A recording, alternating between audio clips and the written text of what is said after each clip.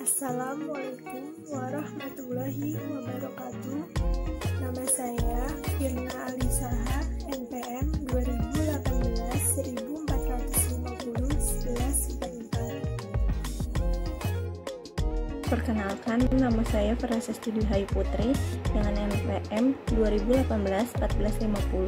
2018-1450-1160. Nama saya Laula Mifa Yufina, NPM 2018-1450-1165. Perkenalkan, nama saya Delima Hotmaria, NPM 2018-1450-1172. Nama saya Yuma Hadia Rinjani dengan NPM 2018-1450-1189. Pengembangan instrumen tes. Tes merupakan bagian terpenting dari proses pembelajaran. Oleh karena itu, pengembangannya harus dilakukan sebelum proses pembelajaran dilakukan. Bot Amaliyah 2018. Tes sebagai alat penilaian merupakan pertanyaan-pertanyaan yang diberikan guru kepada siswa untuk mendapat jawaban dari siswa dalam bentuk lisan, atau tes lisan, tulisan, atau tes tulisan, atau dalam bentuk perbuatan, atau tes tindakan. Tes pada umumnya digunakan untuk menilai dan mengatur hasil belajar siswa, terutama hasil belajar kognitif, berkerjaan dengan penguasaan bahan pengajaran sesuai dengan tujuan pendidikan. Sebagai seorang pendidik, sebelum membuat, mengembangkan, dan melaksanakan tes, guru seharusnya memahami alur pembelajaran dengan baik dan benar. Seorang guru yang telah memahami dan menjiwai proses pembelajaran sebelum proses pembelajaran dilaksanakan, maka akan memberikan hasil pembelajaran yang bermakna dan berkualitas. Alur proses pembelajaran. Yang pertama, need assessment. Di antaranya, identifikasi, persyaratan, dan kebutuhan. Kemudian, mengembangkan tujuan. Di antaranya, apa yang akan siswa dapat lakukan, kompetensi. Selanjutnya, menentukan metode dan kriteria penilaian. Di antaranya, tes, jurnal, portofolio, pengamatan, dan lain-lain. Kemudian, mengembangkan materi pelajaran, antara lain rencana, pelajaran, aktivitas, dan materi lainnya. Kemudian selanjutnya, implementasi rencana, di antaranya mengajar, melatih, dan membimbing. Kemudian, penilaian kinerja siswa, di antaranya tes tertulis dan kinerja. Kemudian yang terakhir, evaluasi pengajar, di antaranya efektivitas sebagai guru. A. Tes objektif. Tes bentuk objektif sering disebut juga tes dikotomi, karena jawabannya antara benar atau salah dan skornya antara 1 atau 0. Soal-soal bentuk objektif banyak digunakan dalam menilai hasil belajar. Hal ini disebabkan karena luasnya bahan pelajaran yang dapat dicakup dalam tes dan mudahnya menilai jawaban yang diberikan. Yang pertama, bentuk soal jawaban singkat merupakan soal yang menghendaki jawaban dalam bentuk kata, bilangan, kalimat, atau simbol, dan jawabannya hanya dinilai benar atau salah. Ada dua bentuk soal jawaban singkat, yaitu bentuk pertanyaan langsung dan bentuk pertanyaan tidak langsung. Contoh A. Bentuk pertanyaan langsung. Contoh pertama, apa yang dimaksud dengan uang? Contoh kedua, apa saja jenis-jenis uang? Yang ketiga, bagaimana cara kerja uang di pasar? Yang keempat, bagaimana cara transaksi di luar negeri? Sedangkan setiap mata uang di berbagai negara berbeda. Yang kelima, bagaimana proses perputaran uang di berbagai belahan dunia. Yang keenam, menurut pendapat saudara atau saudari, apa yang dapat disimpulkan dari materi uang yang Anda pelajari? B. Bentuk pertanyaan tidak lengkap. Contoh pertama, uang adalah alat titik-titik untuk bertransaksi, di mana kalimat lengkapnya itu jawaban titik-titiknya itu seharusnya tukar. Apabila jadi suatu kalimat yang lengkap ialah ia menjadi uang adalah alat tukar untuk bertransaksi. Karena ini jenis pertanyaan tidak lengkap, jadi uang adalah alat titik-titik untuk bertransaksi, di mana peserta akan mencari jawaban yang tepat untuk mengisi titik-titik tersebut. Contoh kedua, jika harga naik maka permintaan turun. Jika harga turun maka permintaan akan naik. Ini adalah titik-titik. Yang ketiga, penerapan hukum permintaan dapat dilakukan di pasar, seperti titik-titik. Atau jika harga baju Rp15.000, Arsa membeli 2 helai. Ketika harga baju turun menjadi Rp10.000, Arsa membeli 3 baju. Itu adalah jawabannya.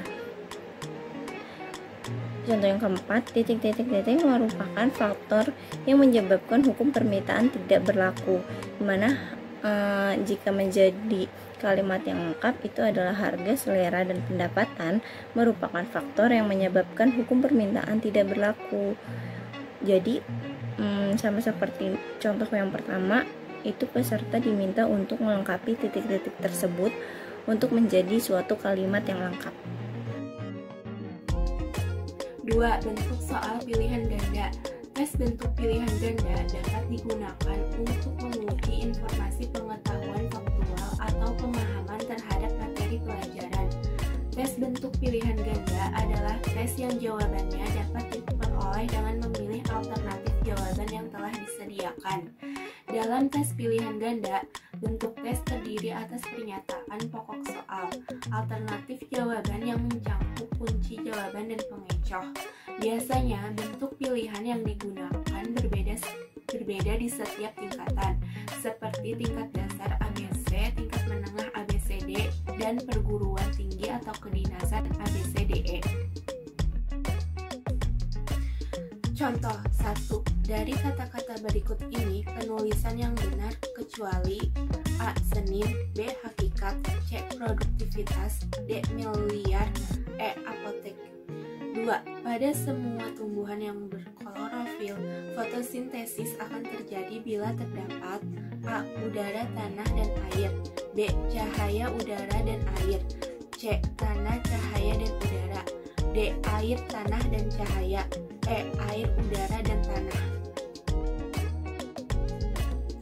3. Syarat utama air minum adalah A. Bersih dan tidak beracun, B. Jernih dan suhunya sesuai, C. Jernih dan tawar, D. Suhunya sesuai dan tawar, E. Bersih dan berasa. 4. Kegiatan menyalurkan barang dan jasa ke tangan konsumen disebut A. Konsumsi, B. Produksi, C. Distribusi, D. Advertasi, E. Promosi. 5. Di bawah ini yang merupakan kebijakan pemerintah dalam bidang ekonomi makro adalah A. Pemberian intensif bagi petani, B. Penentuan tingkat suku bunga, C. Penentuan harga gabah, D. Penentuan harga beras, E. Penentuan tarif pajak. B. Tes uraian. Tes uraian adalah pertanyaan yang menuntut siswa menjawabnya dalam bentuk menguraikan, menjelaskan, mendiskusikan, membandingkan, memberi alasan, dan bentuk sejenis lainnya, sesuai dengan tuntutan pertanyaan dengan menggunakan kata-kata dan bahasa sendiri. Adapun contoh dari tes uraian, yang pertama, uraikan pengertian dari geografi. Yang kedua, jelaskan proses terjadinya hujan. Yang ketiga, bagaimana siklus perkembangbiakan katak. Dan yang keempat, mengapa pendidikan karakter harus diberikan kepada anak sejak dini. C. Tes menjodohkan. Tes menjodohkan merupakan tes yang terdiri dari satu seri pertanyaan dan satu seri dari jawaban. Masing-masing pertanyaan mempunyai jawabannya yang tercantum dalam seri jawaban. Tugasnya adalah mencari dan menempatkan jawaban-jawaban sehingga sesuai dengan jawaban atau cocok dengan pertanyaan.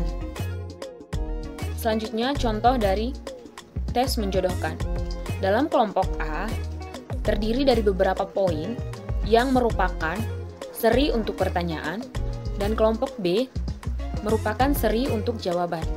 Dalam poin pertama kelompok A, yaitu kekurangan vitamin C, dan jawaban dalam seri jawaban kelompok B yang paling tepat adalah poin B, sariawan. Dan yang kedua, kekurangan vitamin B kompleks, dalam seri jawabannya yang paling tepat untuk pertanyaan dari seri kelompok A, yaitu pertumbuhan badan lambat. Dan yang ketiga, kekurangan vitamin B1, seri jawaban yang paling tepat adalah poin E, penyakit biri-biri. Dan yang keempat, kekurangan vitamin A, seri jawaban yang lebih tepat adalah A, penyakit rabun ayam. Dan yang terakhir adalah kekurangan vitamin D. Seri jawaban untuk poin kelima adalah D, yaitu penyakit rakitis. D. Tes benar salah. Tes benar salah digunakan untuk menentukan capaian prestasi belajar siswa. Butir-butir soal tes benar salah terdiri atas serangkaian pernyataan yang dinyatakan pada siswa untuk menetapkan jawaban bernilai benar atau salah. Sujana memberikan beberapa kaidah yang dapat dijadikan sebagai rujukan dalam penulisan soal, yaitu yang pertama, hindari pernyataan yang mengandung kata kadang-kadang, selalu, umumnya, tidak ada, seringkali, dan sejenisnya. Yang kedua, hindari pengambilan kalimat langsung dari buku pelajaran. Yang ketiga adalah hindari pernyataan yang merupakan suatu pendapat yang masih diperdebatkan kebenarannya. Yang keempat, hindari penggunaan pernyataan negatif ganda. Misalnya, padi tidak tumbuh di tempat yang beriklim panas. Yang kelima, usahakan agar kalimat tidak terlalu panjang. Dan yang terakhir, susunlah pernyataan-pernyataan benar salah secara acak.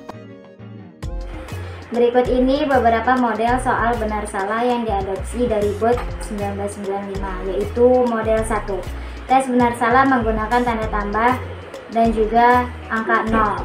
Jika pernyataan bernilai benar, maka tuliskan tanda tambah, dan jika salah, maka tuliskan angka 0 pada tempat yang telah disiapkan. Contohnya, plus untuk pernyataan Jakarta merupakan ibu kota negara Indonesia, karena itu merupakan pernyataan yang benar. Sini ada dua soal yang bisa dijawab. Soal pertama, Sungai Nil merupakan sungai terpanjang di dunia. Yang kedua, Presiden Indonesia yang ketiga adalah B.J. Habibie. Apakah pernyataan kedua soal tersebut adalah benar atau salah? Tinggal dituliskan tambah jika benar dan angka 0 jika salah. Model 2. Tes benar salah dengan melingkari jawaban D atau S. Jika pernyataan bernilai benar, maka lingkari huruf D, dan jika salah, lingkari huruf S pada tempat yang telah disediakan. Contohnya, di sini dilingkari huruf D karena pernyataan ini benar. Pernyataannya yaitu jumlah semua data dibagi banyaknya data merupakan rata-rata data. Sini ada contoh. 1. Modus adalah data yang memiliki frekuensi tinggi. 2. Nilai tengah sekelompok data dinamakan simpanan baku. Apakah pernyataan tersebut benar atau salah? Jika benar, silakan melingkari B, dan jika salah, melingkari S. Tes penyusunan. Tes penyusunan merupakan tes yang berupa soal acak yang perlu disusun oleh peserta didik agar tersusun menjadi suatu kalimat yang efektif. Contoh, A. Tentukan sasaran pesaing. B. Analisa kekuatan dan kelemahan. C. Lihat reaksi. D. Identifikasi pesaing. Dan E. Identifikasi strategi pesaing. Jawaban yang benar adalah urutannya pertama D, kedua A, ketiga E, keempat B, dan yang terakhir C. F. Tes lisan. Tes bentuk lisan adalah tes yang digunakan untuk mengukur tingkat pencapaian kompetensi terutama pengetahuan. Pertanyaan lisan yang diajukan di kelas harus jelas dan semua peserta didik harus diberi kesempatan yang sama. Tes lisan berupa pertanyaan-pertanyaan yang diberikan guru secara ucap, sehingga peserta didik dapat merespon pertanyaan tersebut secara ucap juga. G. Tes perbuatan. tes perbuatan atau tindakan di mana peserta didik dituntut untuk menjawab berdasarkan tindakan atau tingkah laku yang konkret. Contohnya, lakukanlah teknik relaksasi. 2. Buatlah film pendek dengan tema perjuangan kemerdekaan minimal 30 menit. 3. Lakukanlah teknik menendang bola dengan kaki bagian dalam. 4. Buatlah artikel tentang ekonomi Indonesia. 5. Lakukanlah macam-macam gaya renang di depan kelas. Itu saja penjelasan dari kelompok kami, semoga bermanfaat. Kurang lebihnya mohon maaf. Wabillahi taufiq wal hidayah. Wassalamualaikum warahmatullahi wabarakatuh.